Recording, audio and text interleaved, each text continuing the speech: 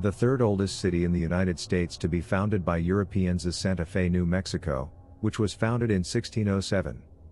The first Spanish attempt to colonize the area was conducted by Don Juan de Ote, who made Santa Fe a province of New Spain in 1598. The city was erected on top of a deserted Tanoan village, where it's possible to discover native burial places deep within the city. Santa Fe serves as the state capital of New Mexico, which was admitted as the 47th state of the Union in 1912. Santa Fe's population declined after the railroad main line went around it. But the region's rich cultural heritage, stunning natural surroundings, and dry climate drew artists, authors, and retirees alike. Local authorities started to advertise the city as a tourism destination. The Santa Fe style was developed as a result of the city funding architectural restoration initiatives, and the construction of new structures using traditional methods and designs. Santa Fe may be known for its artists and culture, but is also known for being a paranormal hotspot.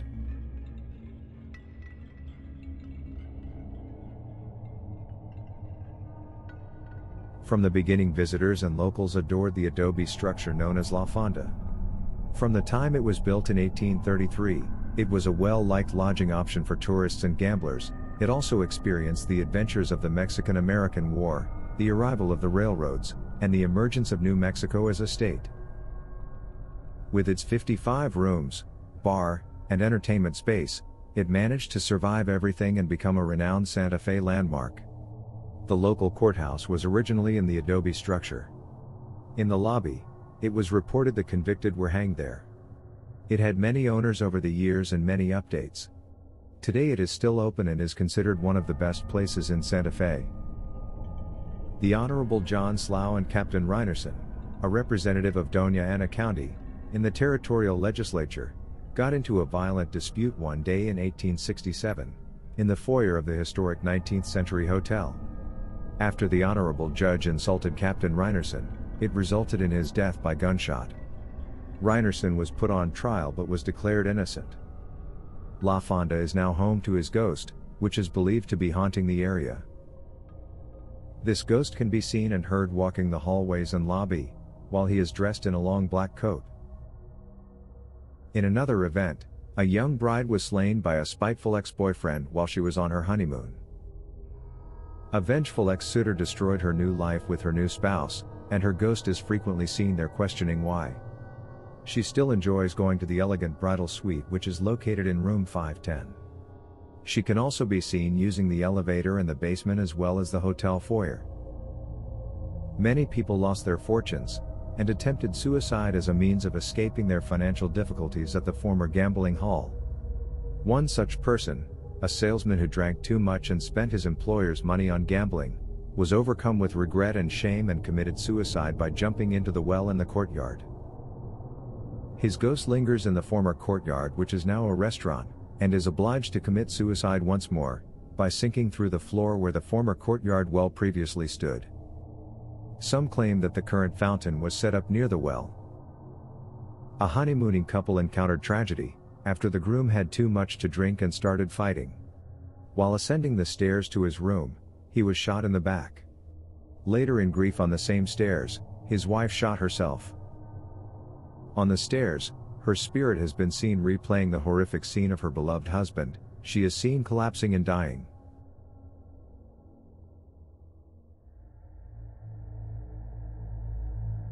Travelers and curious residents all attest to Julia Stabb's continued presence at the La Posada Hotel. In the late 1800s, Julia emigrated from Germany to America. She came on the condition that her future husband Abraham Stabb would construct for her the biggest, most opulent palace in Santa Fe. He agreed, and she married him. He kept his word, and Julia Stabb was able to develop into a renowned socialite, thanks to the majestic Victorian mansion. Julia sustained the sorrow of numerous miscarriages, and the loss of her infant daughter despite the fact that the couple had more children. According to reports, she spent 2 weeks sequestered in her bedroom without eating or sleeping. When she finally came out, her hair had gone white, and she was wallowing in an unavoidable sadness. There were rumors spreading around the city that Julia was going crazy. Her death in 1896 at the age of 52 has never been linked to a specific cause. Some people think she committed suicide, while others think her husband killed her to dispel rumors and restore his damaged social standing. Later, the house was renovated into the hotel that Julia is said to still frequent. In a black morning gown or in the room she spent incarcerating herself, she is most frequently spotted at the top of the second-floor stairs. When Julia enters a room, both visitors and staff have experienced a rush of chilly air, the aroma of floral perfume, and occasionally even the caress of an invisible hand. During the height of the hotel's renovations, these encounters increased significantly, inviting her restless spirit to wander the rooms and hallways of her invaded home.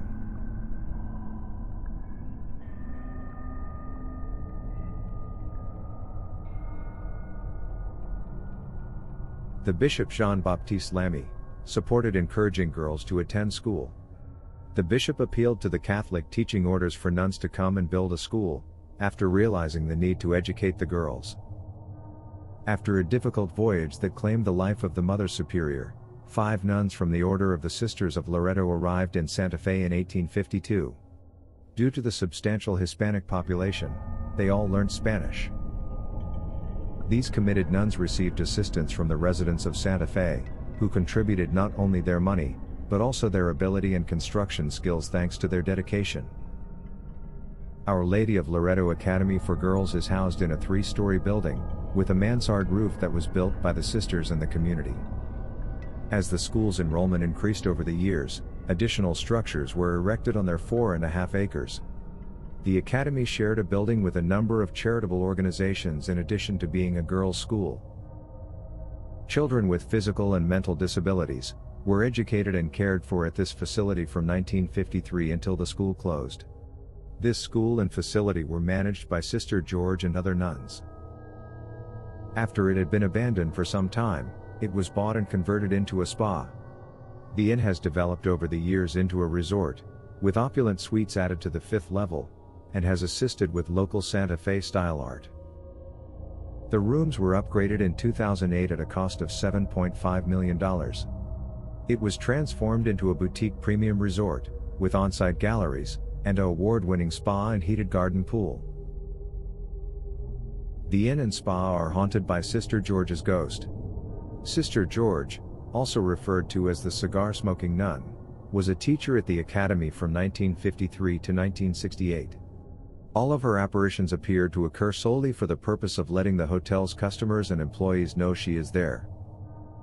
Sister George, who first appeared in the 1970s, is well recognized for her love of technology. The hotel's concierges claim to have received numerous calls in the middle of the night, all coming from the 4th floor when repairs were taking place.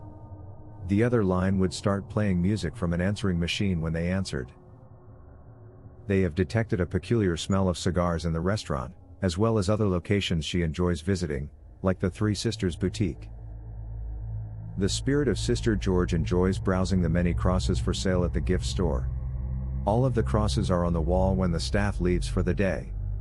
Crosses are occasionally found by the opening staff neatly piled on the floor, as though someone had taken time to savor each one, and lay it down in a systematic way.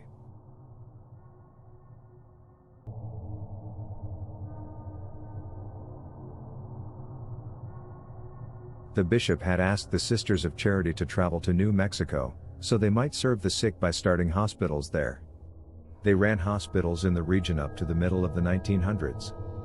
Their first hospital was established in the old seminary. The Sisters of Charity were out of space by the 1950s. They intended to construct a second hospital. That building, which is now the Drury Plaza Hotel's main building, and was St. Vincent's Hospital for 20 years, is currently located in Santa Fe. Up until 1977, the facility housed the hospital close to the plaza, before becoming the location of various offices for the New Mexico Department of Cultural Affairs. Additionally, the location housed the New Mexico Film Commission's offices, and was used as a set for numerous high-profile projects. In 2007, Drury Hotels acquired the property and started looking into its past. The structure had fallen into disrepair, and the neighborhood was eager for it to be revitalized. Prior to any construction or excavation, archaeologists were employed. Through this, the Sisters of Charity Building's foundations were found.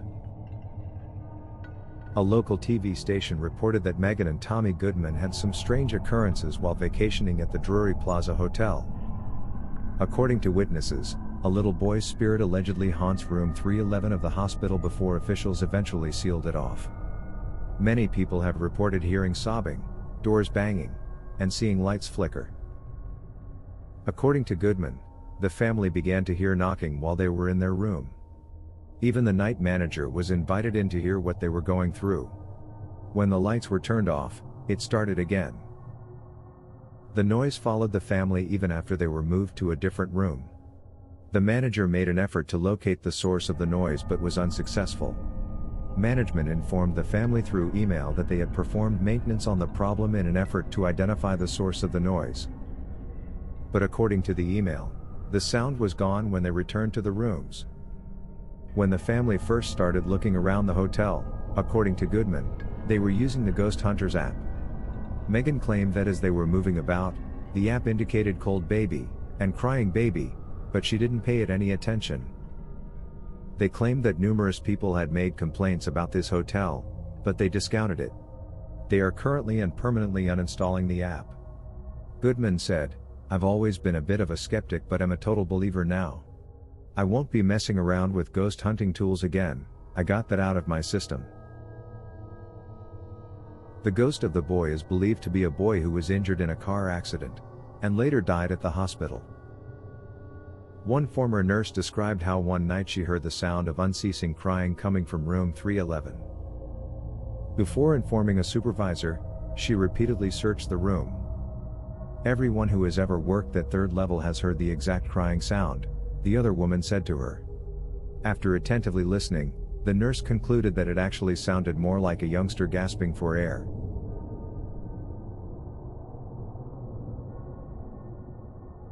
The historic Grant Corner is located close to the historic plaza in Santa Fe.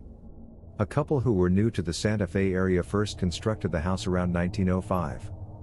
A sickly boy was born to them soon after they started construction on their new house, and he required constant care.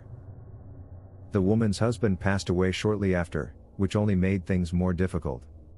The young mother quickly wed a second time to a man who wasn't known for being particularly kind.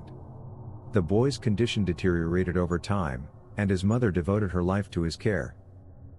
Visitors to the house during this period frequently described hearing the young boy weeping and banging on the upstairs walls, while his mother was downstairs.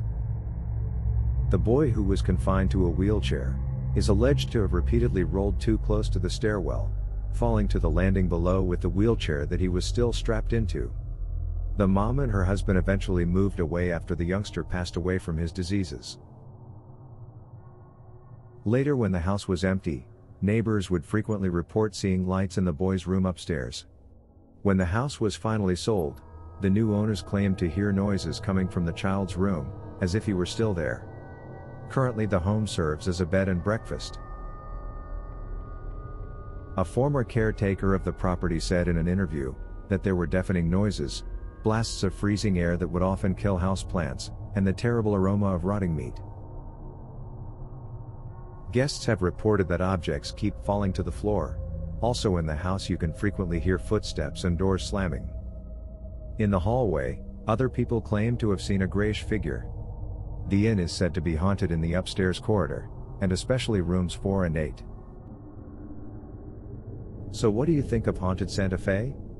Let us know in the comments below, and as always, please like and subscribe.